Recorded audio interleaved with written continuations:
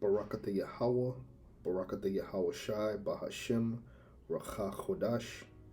Double honors to the apostles, the bishops, the elders of Great Millstone that taught us this word, and shalom to the elect. That's what these lessons are for. All right, brothers, and those of you sisters that watch the shows, today we're going to be going into the third book of the Maccabees, okay, which this is recognized as a part of the Apocrypha, all right.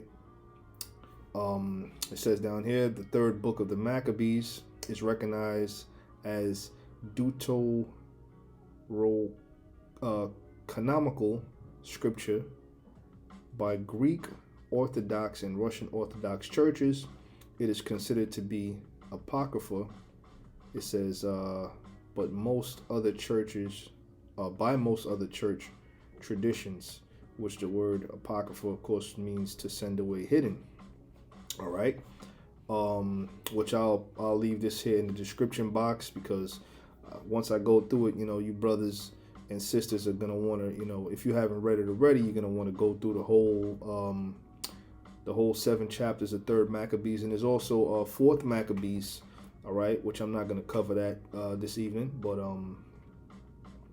you can check that out. Also, I also would implore you, which I'll leave this in the description box as well, to check out this audio book read by this guy here, Christopher Glynn. Damn good, all right. Audio book. He goes right into it, and he has a kind of like a real Shakespearean or voice about him as he's reading the scriptures. He emphasizes when he's supposed to emphasize. He stops at the commas and so on and so forth, man. So it's a pretty good listen. All right. But anyhow, let me get into it here. It says here, now Philopator. All right. Now Philopator, this is talking about Ptolemy Philopator. All right. This is that's madness. Ptolemy Philopator. Ptolemy the fourth. And the word Philopator means philo, means love. All right. And you have pater, which is from the Greek, I believe, pataris, which means father, loving father, or loving his father. Okay. Yep. Pateras. Pateras. There you go. So that's the Greek. So this is who this is talking about. All right. And this is during the time of the Fourth Syrian War. So it says, now Philopator, on learning from those who came back that Antiochus had made himself master of the places which belonged to himself, sent others to all his infantry and cavalry, took with his sister Arsenio. Now Arsenio was his sister, but these Edomites, they kept the customs of the Egyptians. He married his sister. Okay? He married his sister. Now, when you read down, this is the Britannica. I check it out. It's pretty damn good for information. All right. It says, after Raphia, which this was the Battle of Raphia, Ptolemy married his sister Arsenio, who bore him a successor in 210. Kid could have had Down syndrome or whatever the hell, man. Okay, you don't mix close bloodlines like that. The Lord told you that, man. And this is why when we got up out of Egypt, Moses had to give us the law through the spirit and power of Yahweh Shem Shai, because you had Jakes doing a lot of the customs of ancient Egypt. Okay, you see what I'm saying? So they had to get up out of that madness, man. Anyhow, it reads on, and marched out as far as the parts of Raphia, where Antiochus and his forces encamped, and won Theodosius, intending to carry out his design, took with him the bravest of the armed men who had been before committed to his trust by Ptolemy, and got through at night to the tent of Ptolemy to kill him on his own responsibility, and so to end the war. All right. So this guy, Theodosius, he had an intention to kill Ptolemy Philopator, but it wasn't time for him to go. All right. So the Heavenly Father didn't allow that device to prosper in his hand. All right. So check out what happened. And so to the end of war. But Dositheus, called the son of Dremulus, by birth a Jew, so this is a so-called Negro. See, you always got so-called Negroes, close to these devils when they high up in power. All right? Just like how you had Colin Powell high close to these devils, or Condoleezza Rice close to these devils, in the political field, man. All right? Same thing in the military. All right? It says, afterward, a renegade from the laws and observance of his country. So he was one of them renegade Israelites. He didn't want to obey the laws, statutes, and commandments of the Most High. So, a guy like Tiberius Julius Alexander. Only difference is this was during the time of the Greeks. Okay? Could have been him coming back in a reincarnation as Tiberius Julius Alexander. We don't know. All right? But just know that they were sellouts of our nation back then, just like they are now. All right? It says, conveyed Ptolemy away and made an obscure person lie down in his stead in the tent. It turned out that this man received the faith which was meant for the other. Okay?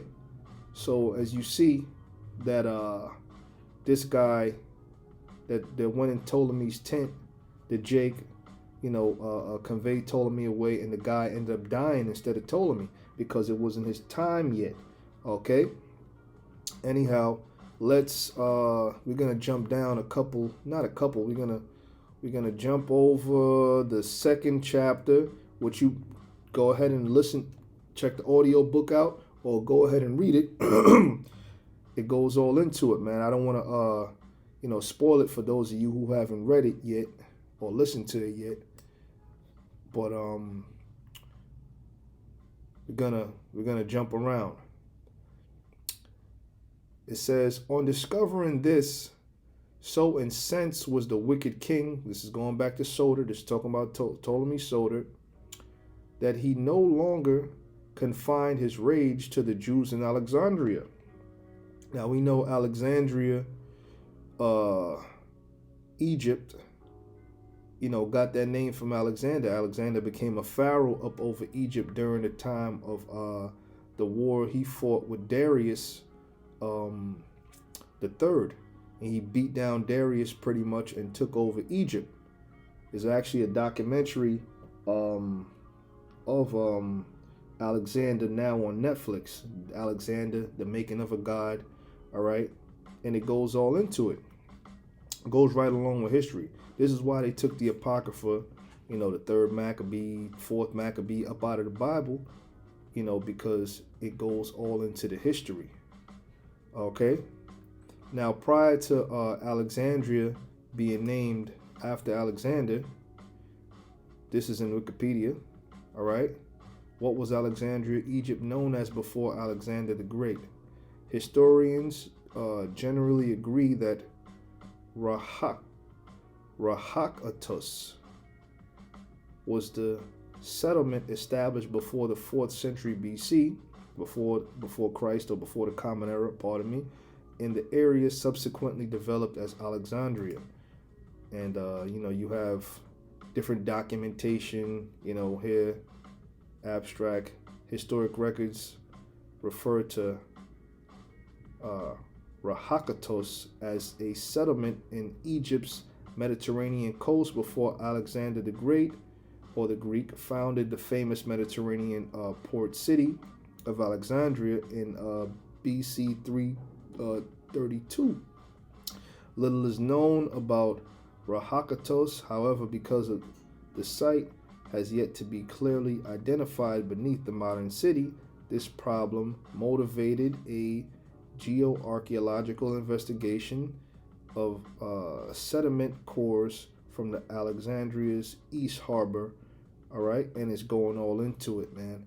Okay, so maybe perhaps these are things I'll leave in the description box for you to check out. You know, these are for, you know, those of you who are into the history. All right, so let's go ahead now and read down to, let me put this right here, my little post-it, bada beep, bada boop. Matter of fact, I could put it on, I could put it right on the screen because, you know. Alrighty, so let's move on. So we're at Maccabees, third Maccabees, the 3rd chapter, and the 1st verse. On discovering this, so incensed was the wicked king that he no longer confined his rage to the Jews in Alexandria, laying his hand more heavily upon those who lived in the country. He gave orders that they should be quickly collected into one place. All right. So what does that sound like? All right. That sounds like persecution, and most cruelly deprived of their lives.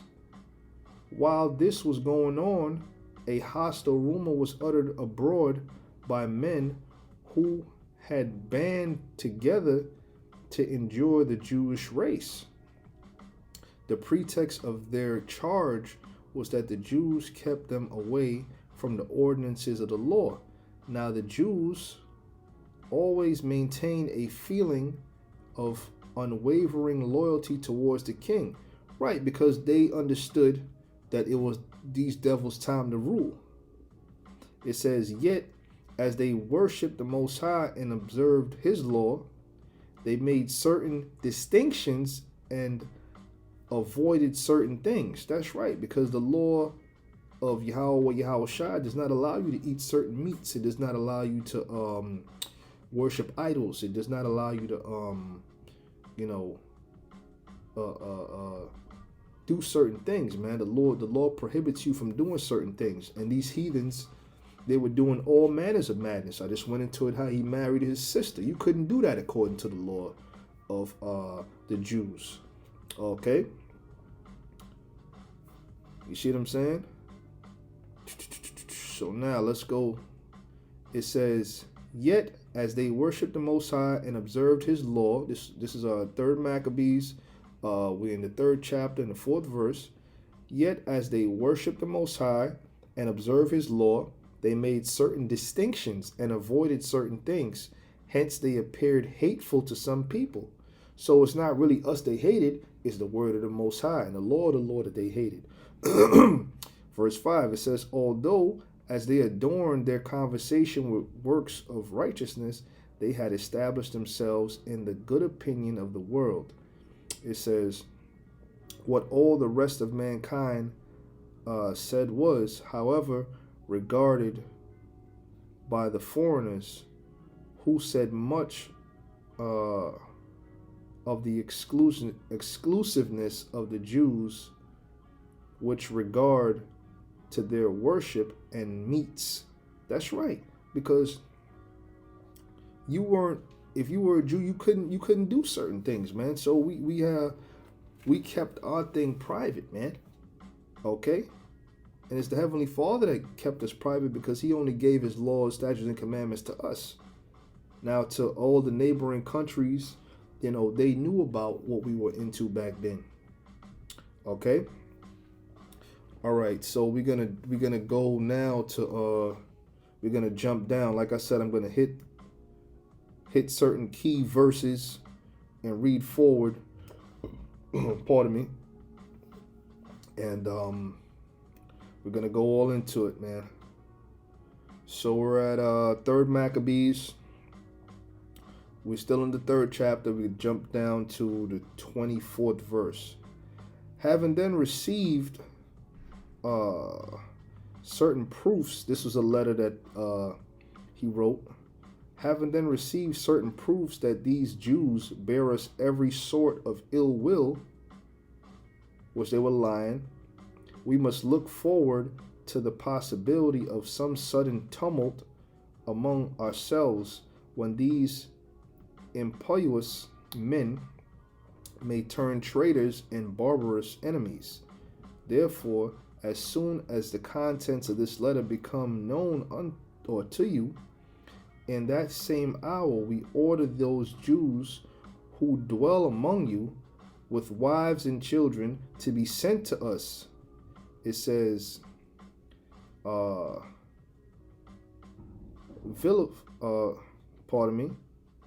vilified and abused. It says, in chains of iron, to undergo, what's that? To undergo a cruel and shameful death, suitable to enemies. For by the punishment of them in one body, we perceive that we have found the only means of establishing our affairs for the future on a firm and satisfactory basis. Whosoever protects a Jew, whether it be old man, child, or nursing baby, shall with his whole house be tortured to death. Now, this is talking about the real Jews, the so-called Negroes. All right, don't get that inglorious bastards, Brad Pitt. You know, when they was hiding the Jewish girls up under the boards. Get that out of your mind, okay? This here is talking about our forefathers, so-called Negroes, so-called West Indians, and so-called Haitians. This was a Southern Kingdom, okay? Being afflicted by the hands of these Greeks. All right, it says, whoever informs against the Jews, besides receiving the property of the person charged, shall be presented with 2,000 drachmas from the royal treasury, shall be made free and shall be crowned. Whatever place shelters a Jew shall be made unapproachable and shall be put under the band of fire and be forever rendered useless to every living being for all time to come. The king's letter was written in the above form. So this is the hardship that they placed upon us, man. Okay? This is what they did. This is what these devils, did towards us, man. You see?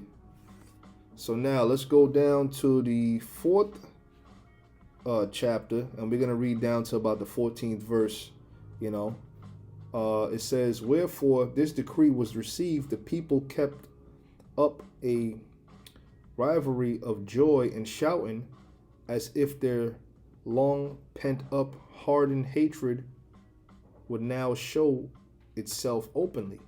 The Jews suffered great tours of sorrow and wept much, while their hearts, all things round being lamentable, were set on fire, as they bewailed the sudden destruction which was decreed against them. This is the hardships our forefathers went through for the law of the Lord, man. It says, what home or city or any inhabited place or what streets were there which their condition didn't fill with wailing and lamentation? They were sent out unanomaly by the generals in various cities.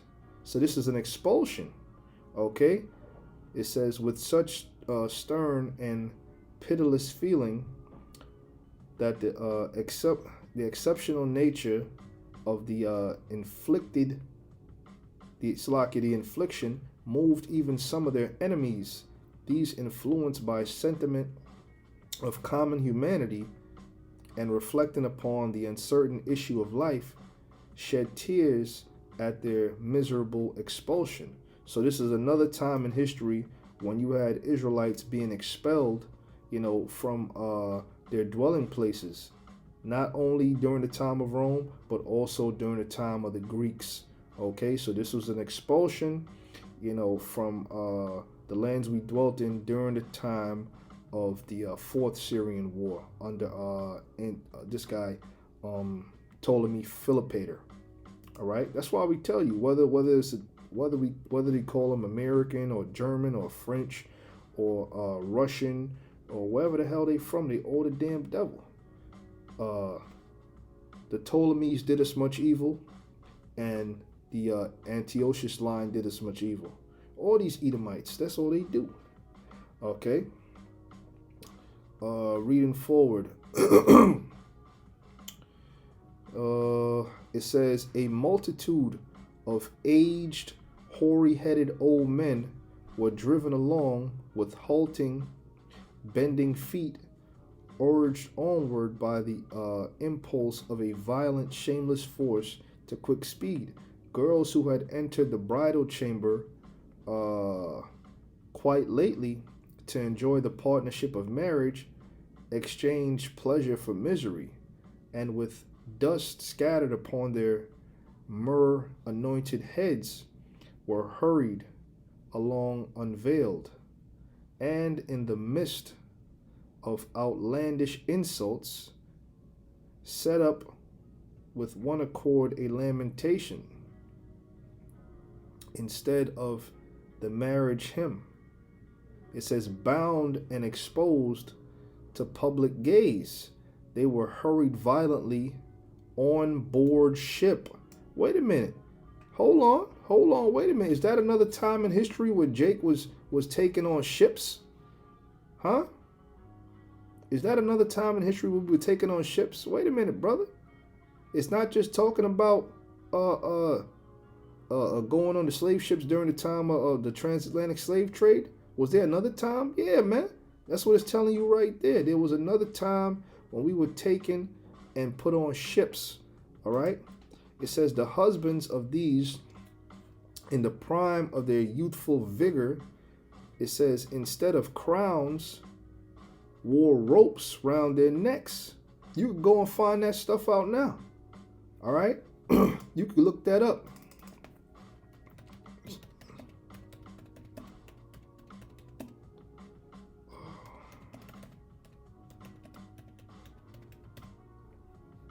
You can put that in. Boom. Look at that. Look at that there. Look at that there. Okay. You see what I'm saying? It wasn't only the time of the transatlantic slave trade, but it was also during the time of the Greeks. Okay. Our people got along, you know what I'm saying? We listen, we the chosen people, man. We've been getting jacked up for a long time, man. All right? But the Lord's going to let us get some get back real soon. The time is going to come that the plowman shall overtake the reaper. It says, instead of feasting and youthful celebration, they spent the rest of their nuptial days in wailing and saw only the grave at hand. They were dragged along by unyielding chains, like wild animals.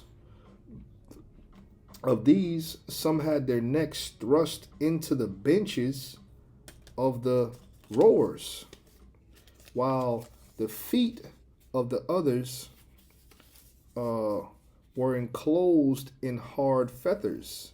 You see what I'm saying? So what's going on in captivity was nothing new to these devils, man. The same thing happened back then. That happened during the time of the transatlantic slave trade. This is, during the time of the Greeks. It says the planks of the deck above them blocked out the light and shut out the day on every side, so that they might be treated like traitors during the whole voyage. All right. They were carried like this in this vessel, and at the end of it arrived at Shiksedia, which let's look up that right fast. Wow. These fucking morons, man. Let's put this shit up here. Okay, so let's do this. Let's see. Boom, boom.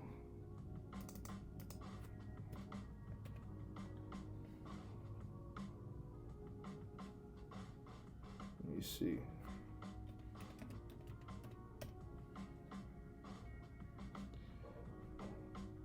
Okay, so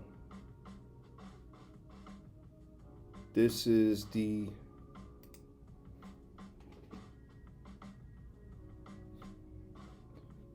land of Shiksedia. Let me try to find a good one for you. Okay, so this is Alexandria. All right, and this is Shiksedia. So they put Jake on ships and took him from one place to another. All right? You see what I'm saying? Let me see something. Can I get this bigger? Where'd it go?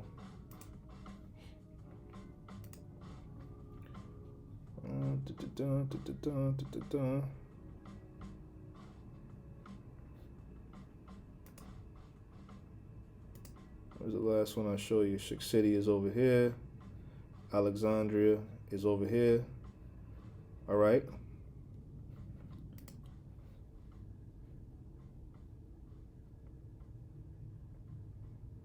Okay.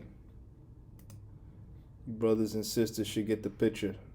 All right. It was a bit of a journey. All right. So let's go back. The king had ordered them to be cast into the vast hippodrome. Now, what's a hippodrome? Let's look that up. Now, when they got over there, they were cast into this. This is a hippodrome. Something like what's known today is maybe like pretty much what the Formula One, race cars go roundabout on. This was the hippodrome. So our people were taken into this big, coliseum, this big arena. That's why we tell you, man, during the time of martial law, don't be surprised, because it is going to come. Don't be surprised if they gather you up and take you into these damn coliseums, whether it's Barclays, the Yankee Stadium, I'm just mentioning stuff over here. The Houston Dome during the time of Katrina, a lot of y'all was up in there. And many of these different,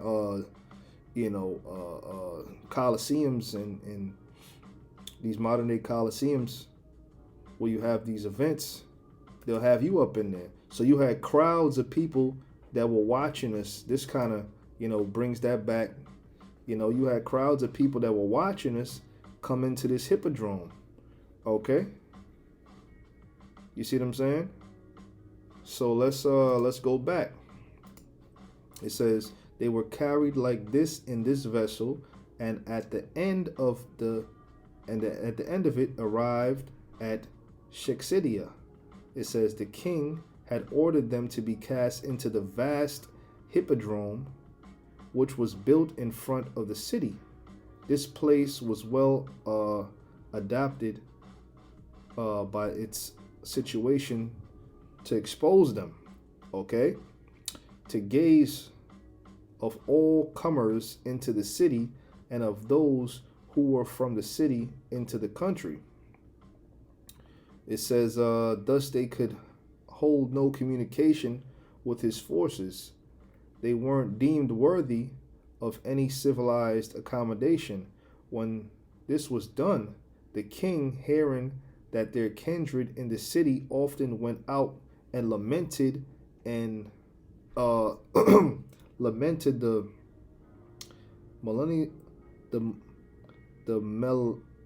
melancholy distress of their victims, was full of rage and commanded that they should be carefully subjected to the same and not one bit milder treatment.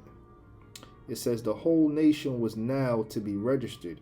So the Israelites that were already over there in Shexedia, they got grabbed up and they got tossed up in there. Okay? You see what I'm saying? So now we're establishing something here. You know, you got a whole bunch of Israelites, gathered together in this vast hippodrome. You had other Israelites that were already over there that went to see him. All right, and they got grabbed up and tossed in there too. Okay. Now let's jump from there to, we're going to jump to the 5th chapter. All right. And we're going to read about the intent that the king wanted to take out upon, the Israelites back then. All right. Then he called Hermon, who had charge of the elephants. Now, elephants were, ancient war beasts, man. All right. Full of rage, which they're still around, but back then the Persians used them. The Greeks used them. They were a lot bigger. Everything is shrunk, I'm saying, through, the earth getting weaker. It says, full of rage altogether, fixed in his furious design, he commanded him with a quantity of unmixed wine, with handfuls of incense infused, to drug the elephants early on the following day. These 500 elephants were, when infuriated by the copious drinks of frankincense, to be led up to the execution of death upon the Jews. Okay? So this is their desire. Their desire was for the elephants to get drugged up and trample all the Jews in this hippodrome. All right? It says, the king, after issuing these orders, went to his feasting and gathered together all those of his friends and of the army who hated the Jews most. The master of the elephants, Hermon, fulfilled his commission punctually.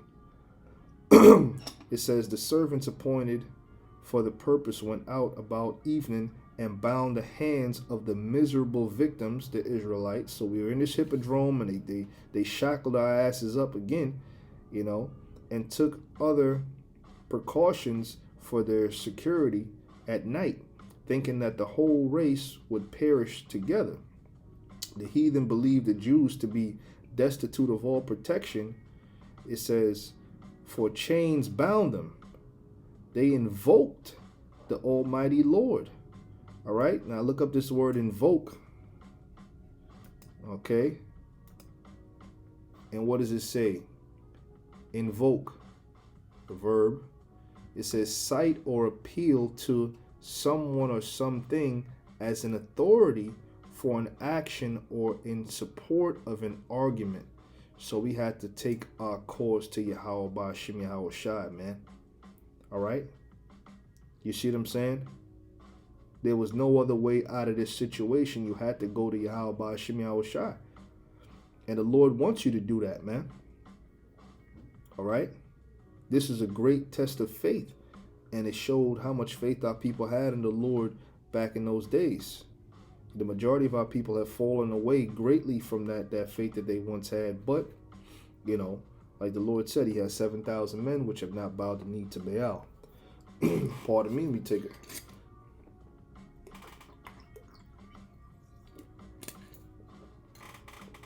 Okay, so,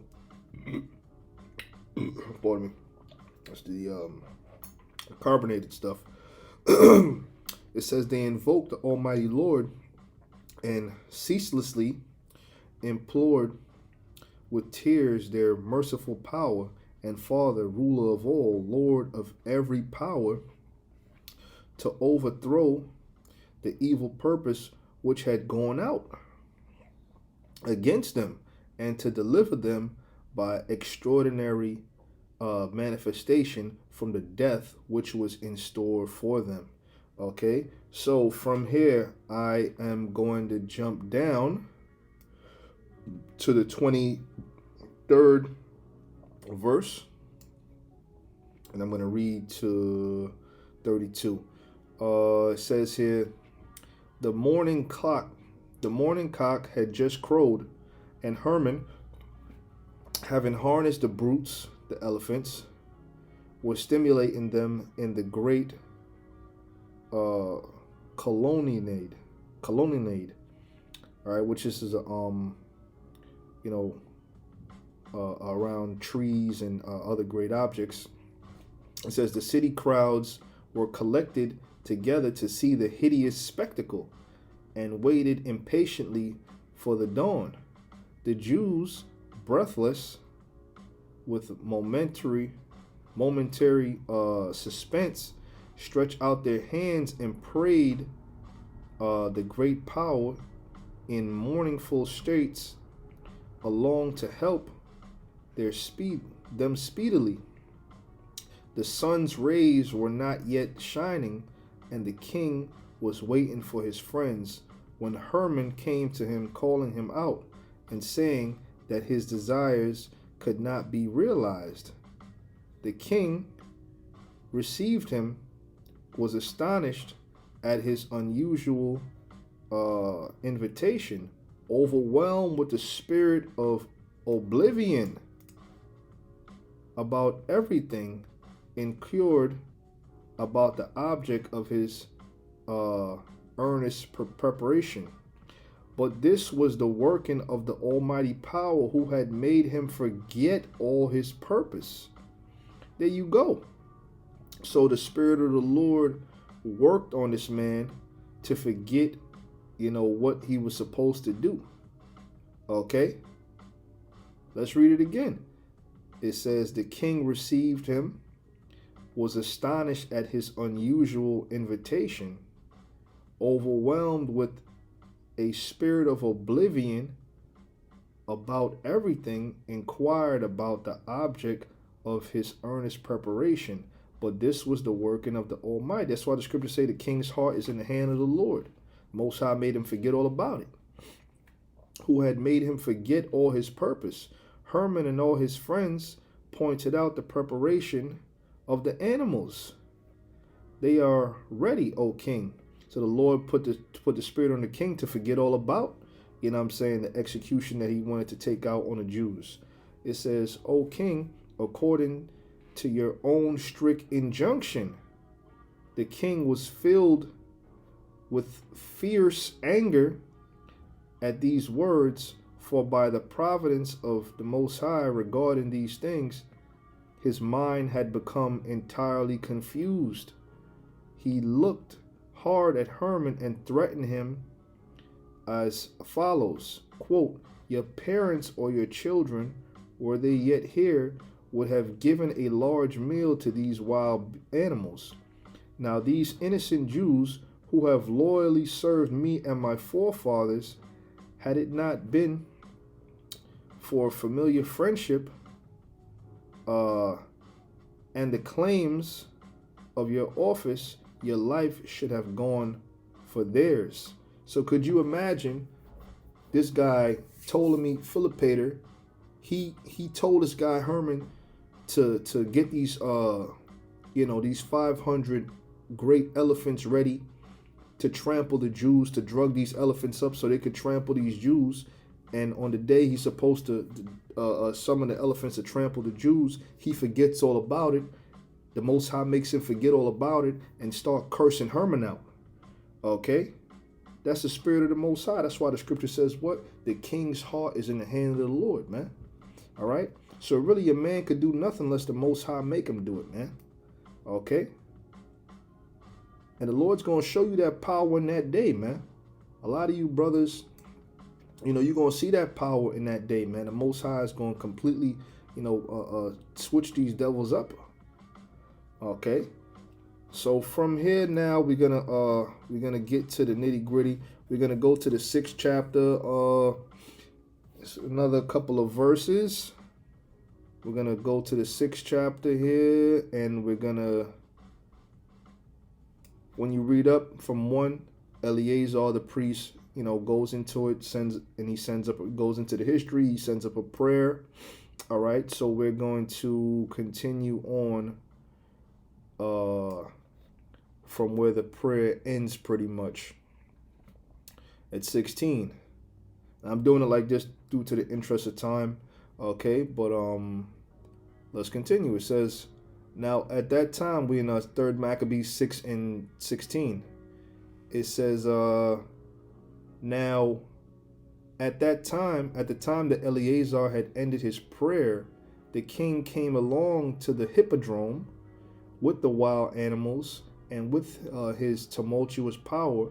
When the Jews saw this, they uttered a loud cry to heaven, so that the adjacent villages the adjacent valleys, resounded and caused an irrepressible lamentation.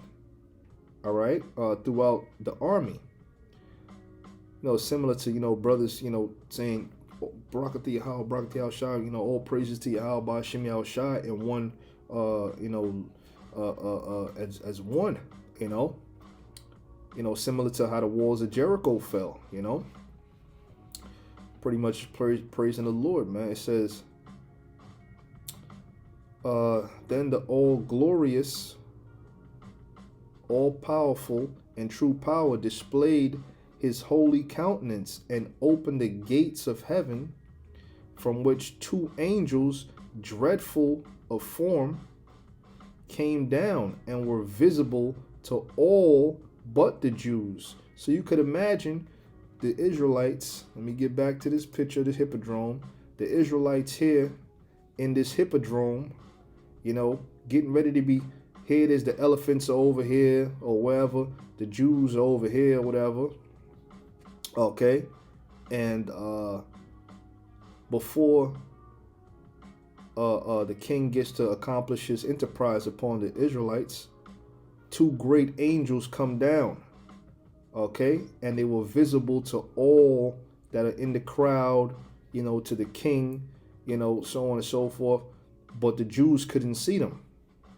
All right, you got to put yourself in that time. It says they stood opposite and filled the enemy's army with confusion and cowardice, and bound them with immovable shackles. It says a cold shudder came over the person of the king, and oblivion paralyzed the vehemency of his spirit. So the Lord was just jacking this guy Philopator up, man, and his army. They couldn't even move. They were just stuck. Kind of like how when that demon jumps on you when you're sleeping, sleep paralysis. They were paralyzed, man. They couldn't even move. All right?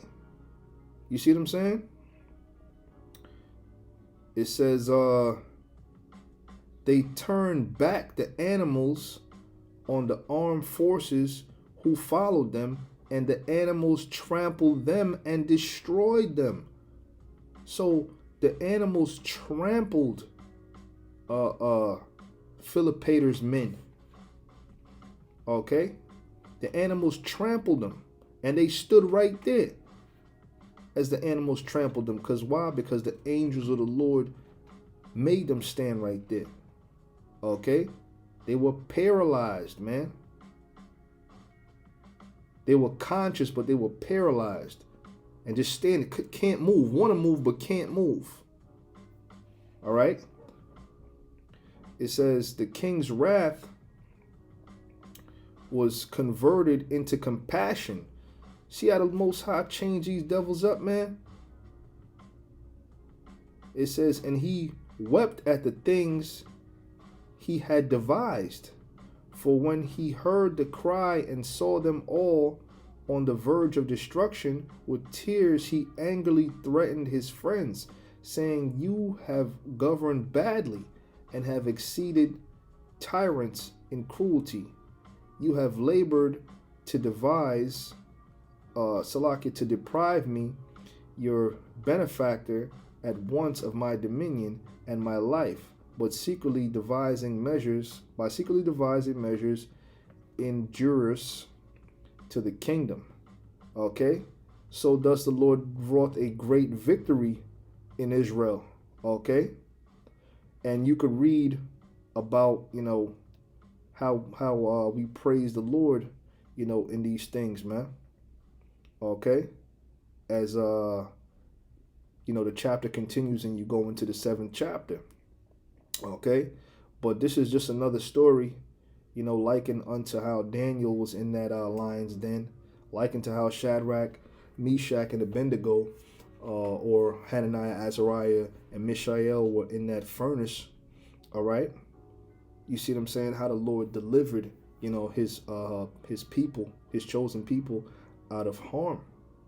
And the Heavenly Father is once again going to send angels down. When you go back to Daniel's 12th chapter, 12:1, did not the Lord say, And at that time shall Michael stand up, the great prince, which standeth for the children of thy people? That's the time we coming into, brothers and sisters. Okay, those of you who are sincere, those of you who are, like-minded. You see what I'm saying? That's the time we come into. We come into the time of a great salvation. The Lord wrought in a great salvation in Israel, man. Like it tells you in the book of Jeremiah, Egypt is going to be overshadowed by the deliverance that's getting ready to come. And the Lord's going to show it, man. Okay? Hey, so Lord will, this lesson was edifying. I'm going to leave the links, obviously, to this here, to the audio version, in the description box. And you guys can go ahead and check out, the history. Giving all praises to Yahweh, Ba'ashem, Yahweh Shai, Ba'ashem, Rakakwadash, Shalom to the elect.